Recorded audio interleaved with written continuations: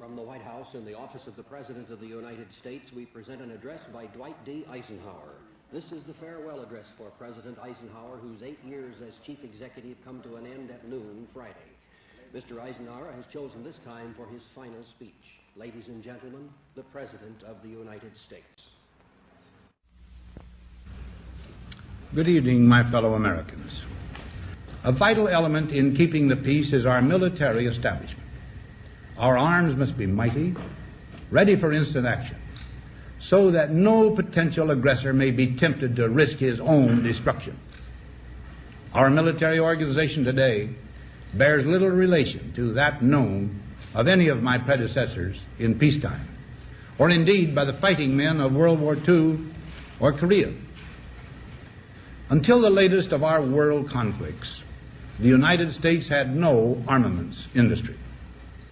American makers of plowshares could, with time and as required, make swords as well. But we can no longer risk emergency improvisation of national defense.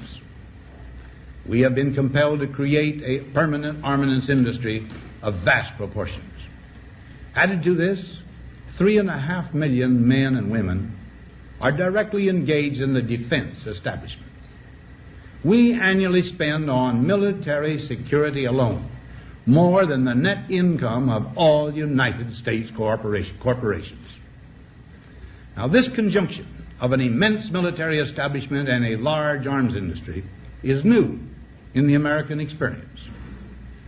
The total influence, economic, political, even spiritual, is felt in every city, every state house, every office of the federal government.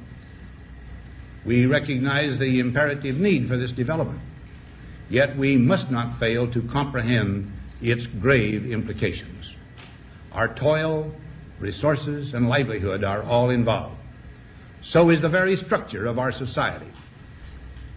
In the councils of government, we must guard against the acquisition of unwarranted influence, whether sought or unsought, by the military-industrial complex.